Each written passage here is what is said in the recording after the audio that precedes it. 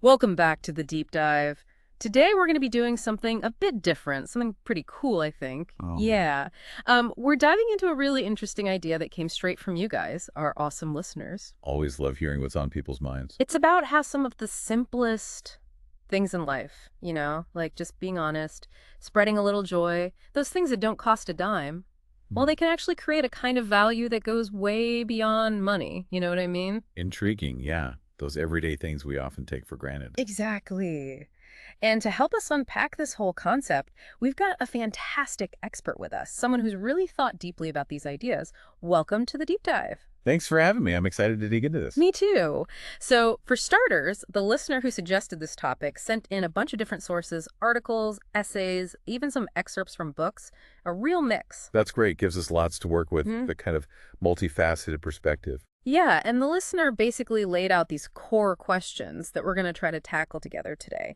Like, how is it that honesty and spreading joy, which don't require any wealth or resources, can have such a huge impact? Powerful question. Gets right to the heart of it. Right. And they also asked if intentionally building a whole approach, almost a strategy, you could say, around, genuine care and consideration for others, if that could be the ultimate return on investment. Wow. That's a really thought-provoking way to frame it, isn't it? Thinking about love as an ROI. I know, right? And then finally, they asked how just keeping things simple can often be more effective than focusing on wealth, not just in our personal lives, but also in bigger arenas like business and politics. Yeah, there's a certain elegance and simplicity. Totally. So, what we'll do today is kind of go through these sources together, Sounds good. and we'll explore how these ideas connect. Because one of the things that really struck me as I was going through these materials is how honesty actually lays the groundwork for everything else. That makes sense. It's that foundational element. Right. When we're honest with each other, it just reduces so much friction in relationships. It builds trust, which is like essential for all these other good things to happen. I remember reading in one of these articles about how some million-dollar ventures completely fell apart just because there was no trust between the people involved. Ouch. Talk about a high price to pay. Seriously. And then there's this interesting thing about how honesty actually frees up our mental energy. Really? Yeah, the sources talked about how when we're constantly trying to maintain a facade or hide things, it takes so much effort. You're always on edge, second guessing yourself. But when we're honest, it's like our minds are clear to focus on other things. Makes sense. Fewer mental gymnastics going on in the background. You're right. And I think that connects to how we show up in like team meetings at work, for example. Oh, I see where you're going with this. If everyone feels safe to be honest and open without worrying about hidden agendas, those meetings are going to be so much more productive. Everyone can just, be present and contribute their best ideas. Absolutely. Yeah, Honesty streamlines communication, cuts out all that wasted energy spent on posturing and politicking. totally. And then there's joy. Those small acts of kindness, a genuine smile, a kind word to a stranger, they don't require any resources, but they can completely shift someone's day, maybe even their outlook on things. And isn't it amazing how those small acts can ripple outwards? You smile at someone, they smile at someone else, and so on. It's like a chain reaction of positivity. That's what I love about this idea of positive resonance that your sources brought up. It's like joy isn't just this individual feeling. It can actually create a sort of synchronization between people, like their positive emotions start resonating with each other. It's fascinating, isn't it? And the sources even point out that this has a biological basis. When we experience joy, it strengthens neural pathways that are associated with well being and connection.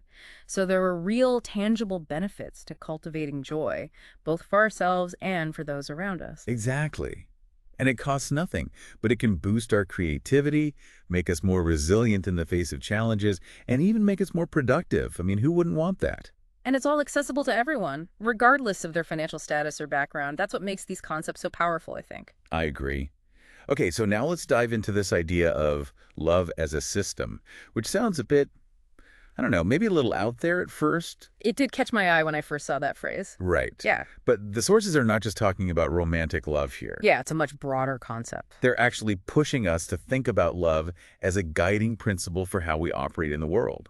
Like, what if we made care and consideration for others the foundation of our interactions, our decisions, our strategies? So less about fleeting emotions and more about a consistent way of being, a sort of ethical framework. Exactly.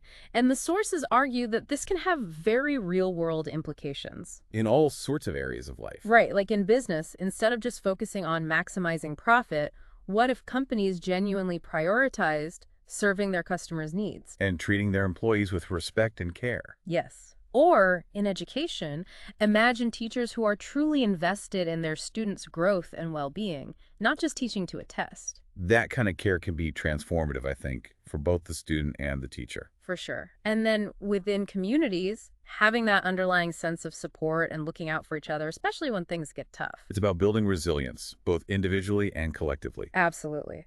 And here's where it gets really interesting. Your sources suggest that the return on investment for these love-based strategies is actually much greater than we might think. It's not just some warm and fuzzy feel-good stuff. Mhm. There's a real payoff. Yeah, like when we genuinely help someone, they're more likely to help others.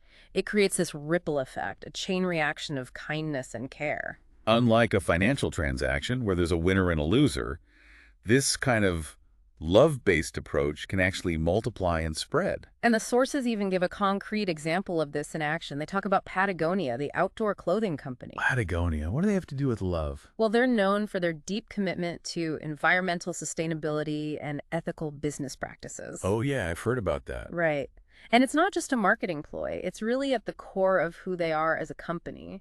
And the thing is, it's actually fostered incredible customer loyalty and driven them to innovate in how they make their products. I'm sure cynics would say it's just good PR, but I kind of believe them. Yeah, I think there's something deeper going on. And your sources break down some of the specific ways this love-based approach can benefit businesses, like increased trust leads to lower transaction costs. Stronger relationships with customers and partners create more resilience. And when people feel genuinely cared for, it sparks innovation. It's like that old saying, happy employees mean happy customers. Exactly. And they also highlight the importance of a positive workplace culture, which is a huge factor in attracting and retaining top talent.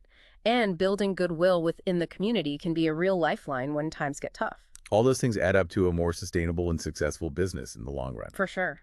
There's even this awesome analogy they use comparing a monoculture in farming, where you just focus on maximizing one crop to a permaculture system, which is all about creating a diverse and interconnected ecosystem. Oh, like that. Yeah, it's a powerful way to visualize the difference between a purely self-focused approach and one that's rooted in this idea of care for the whole system. It's about long-term sustainability versus short-term gains. Exactly.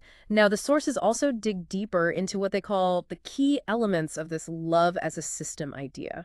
Interesting. What are those? Well, first off, it's about genuinely taking the time to understand others, like really grasping their needs and perspectives. Empathy, basically. Yeah, exactly. And then it's about actively working to build trust by being reliable and transparent. Walking the walk, not just talking the talk. Right. And finally, having a long-term focus, like investing in your employees' development, even if it doesn't lead to immediate profits, because you're playing the long game. It's that whole idea of delayed gratification. Sometimes the best things take time to grow. And all of those elements work together to create those compounding effects we were talking about earlier, how one act of kindness can inspire a whole chain reaction, how trust multiplies within a network, how people feel safe enough to share their ideas and innovate, and how it just builds this overall resilience within a system. Powerful stuff. But I think a lot of people might be skeptical about applying these ideas in a business context. It sounds kind of idealistic. It can be tough to wrap your head around, for sure. But your sources actually provide this great real-world example. Okay, I'm curious. They talk about the importance of truly understanding the challenges your customers are facing, not just looking at the data, but really getting into their shoes, empathizing with their situation. That's a level of customer service that's pretty rare these days. It is. But the payoff is huge. You get increased loyalty, customers who actively recommend you to others, and you start coming up with innovative solutions that actually meet their needs. It's a win-win. Okay, I'm starting to see how this could work. But, not everyone has the resources of a company like Patagonia. That's true, but your sources also talk about how a lot of the best things in life are actually free. Those simple, meaningful moments that bring us the most joy, they often don't require any money at all. I know exactly what you mean. Like a heart-to-heart conversation with a friend, a walk in nature, listening to your favorite music. Those things are priceless. Totally. And your materials point out that while wealth can provide comfort and convenience, it can't buy authenticity, real trust, or those deep human connections that truly enrich our lives. You can have all the money in the world and still feel empty inside. So true. And this whole idea of valuing simplicity extends beyond our personal lives.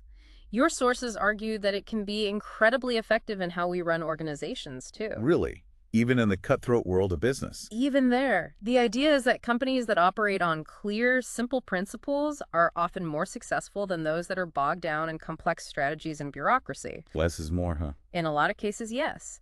And the sources suggest that a foundation of mutual respect and support can be way more effective than a bunch of complicated rules and financial incentives. It creates a more cohesive and motivated team. It's about fostering a sense of shared purpose and belonging. Right. And when you keep things simple on a day-to-day level, there are so many benefits.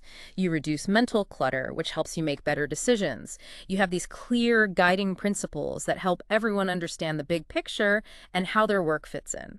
And simpler systems are generally more adaptable when things change. Totally. Plus, straightforward communication leads to fewer misunderstandings, and focusing on basic human connections strengthens relationships. All those things make for a much smoother and more enjoyable work environment. Definitely. And it all goes back to that virtuous cycle we talked about earlier, where honesty leads to trust, which opens the door for those care-based approaches, which in turn generate joy, and that joy reinforces honesty. It's a beautiful, self-sustaining system. It's like a positive feedback loop. That's a great way to put it. The sources even compare two hypothetical businesses to illustrate this point. Oh, I remember that. One company is super focused on financial optimization, using all these complex strategies and metrics.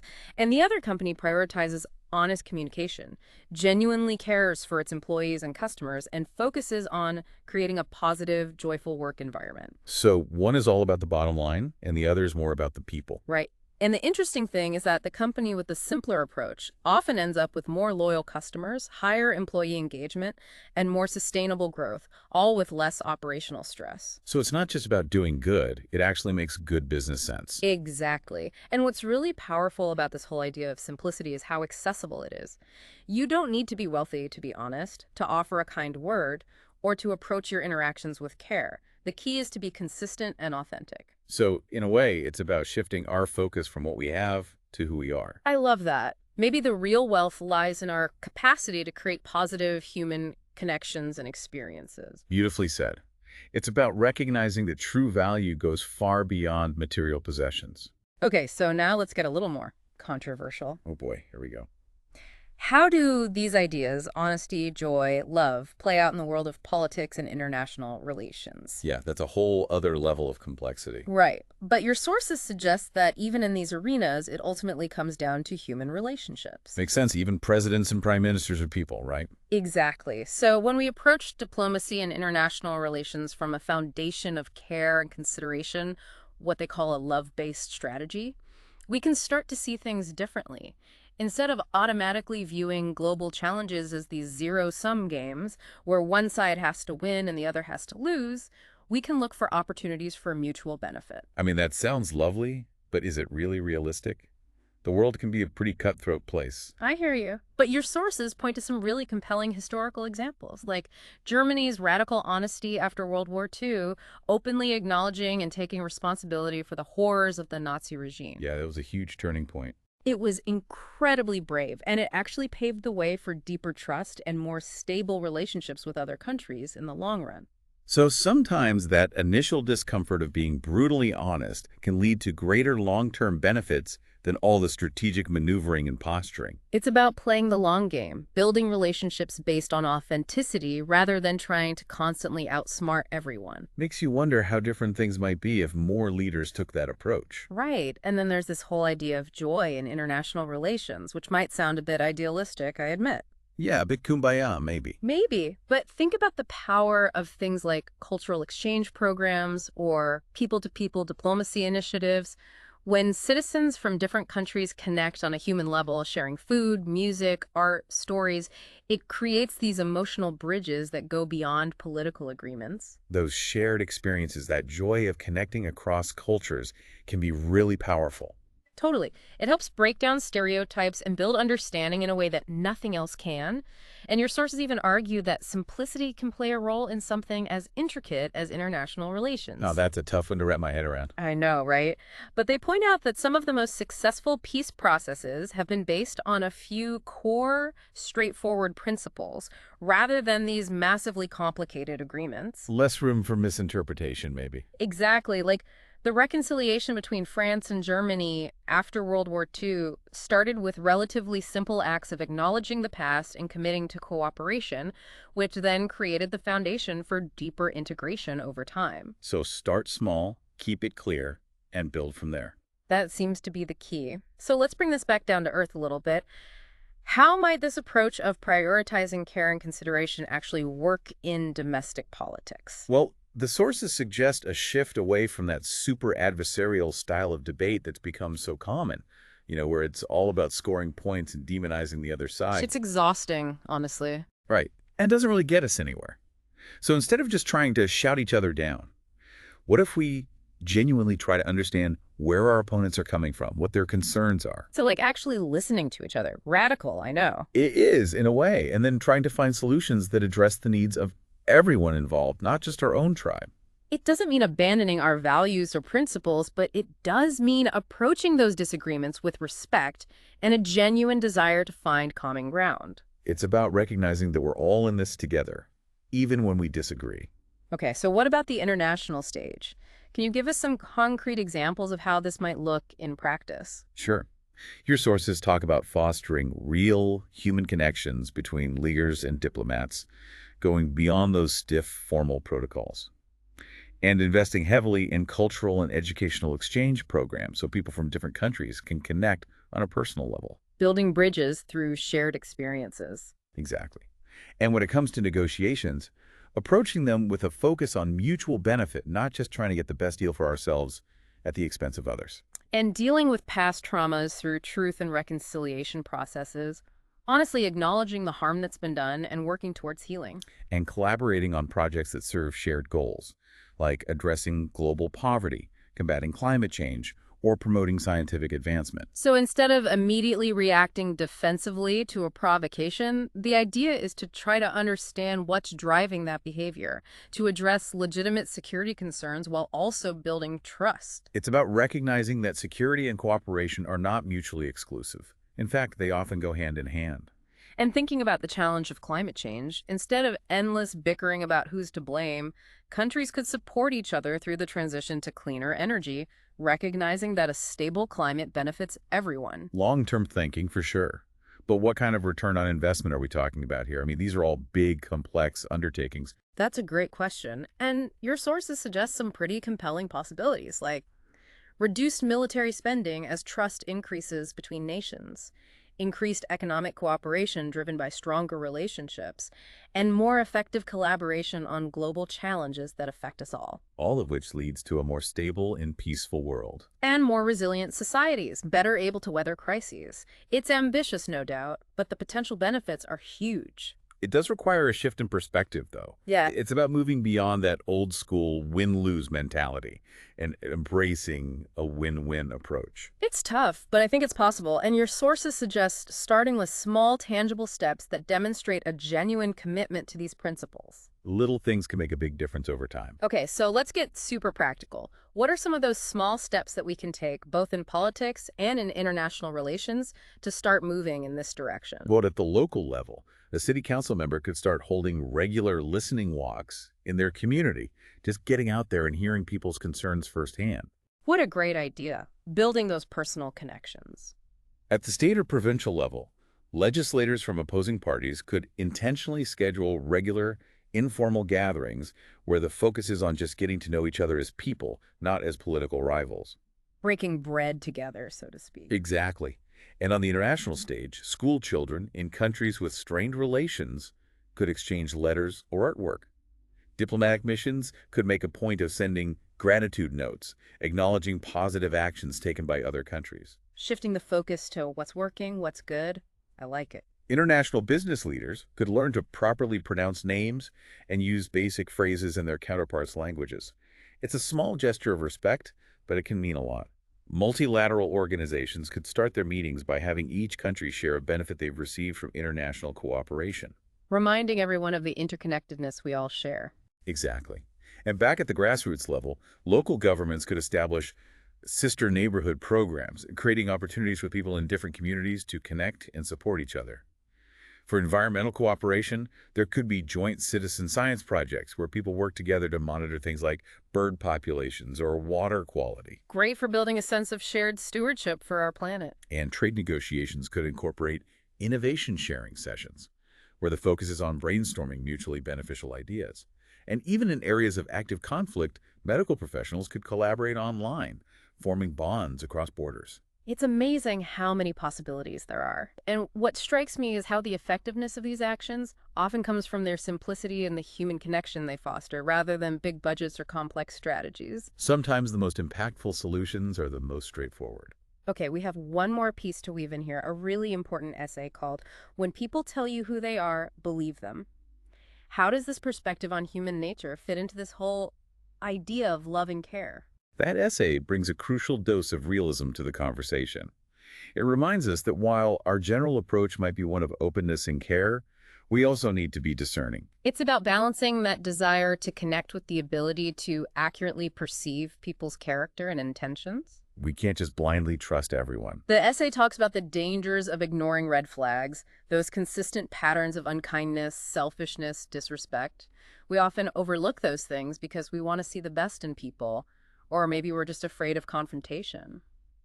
It can be painful to acknowledge that someone we care about isn't who we thought they were. The essay lists these really clear indicators of untrustworthiness, things like never reciprocating generosity, constantly making excuses for harmful behavior, disappearing without explanation, being defensive or dismissive, never including you in their social circles, and never showing genuine interest in your life. Those are pretty clear signs that someone isn't truly invested in the relationship. And the thing is, we often rationalize those behaviors, make excuses for them, or cling to those few positive moments, even when they're overshadowed by a pattern of negativity.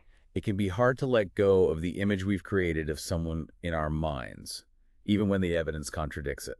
And the essay suggests that sometimes those patterns stem from our childhood experiences. Oh, interesting. If we grew up with caregivers who were inconsistent or even harmful, we might have developed coping mechanisms that involved minimizing or denying those negative experiences. And those patterns can sometimes follow us into adulthood, leading us to rationalize bad behavior in our relationships. So we're essentially repeating those old patterns, hoping for a different outcome. Exactly. And the essay's main message is that we need to learn to believe negative verdicts, to acknowledge and accept those consistent patterns of behavior, even if it's painful. Because ultimately, it will save us from greater heartache down the road.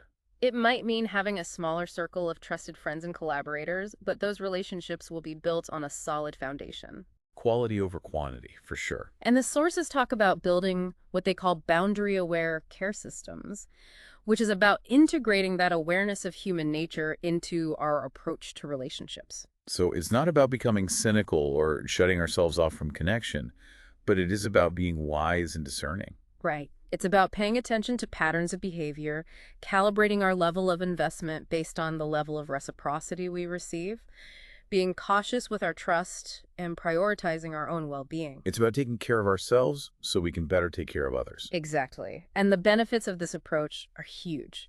We conserve our energy and resources by not pouring them into relationships that are draining or one-sided. We protect ourselves from further harm by recognizing and addressing red flags early on. We attract more positive and supportive people into our lives, and we develop a stronger sense of self-respect because our actions are aligned with our values. It's a more mature and sustainable way to approach relationships. Totally. Now, can you give us some practical tips for implementing this approach? Sure. It can be as simple as clearly communicating our expectations in relationships, both personal and professional, and taking the time to observe someone's behavior over a period of time before making big commitments. Don't rush into things. Exactly. And engage in a graduated way. Start with smaller investments of time and energy and increase those as trust is earned. And make it a habit to regularly step back and assess your relationships based on concrete actions, not just words or intentions. It's about being honest with yourself about what's working and what's not. And if you see those red flags, those consistent patterns of negative behavior, Be willing to set boundaries and enforce consequences. It's about protecting your own well-being and not allowing yourself to be taken advantage of. The essay also acknowledges that overcoming those ingrained patterns from childhood can be tough. So it's important to be patient with yourself and seek support from trusted friends or mentors if you need it. And be willing to learn from your past experiences. Notice any recurring themes or blind spots in your relationships so you can make more conscious choices moving forward. It's a journey, but it's worth it. Okay, so to wrap all of this up, it's clear that these simple everyday acts of honesty, joy, and care are incredibly powerful.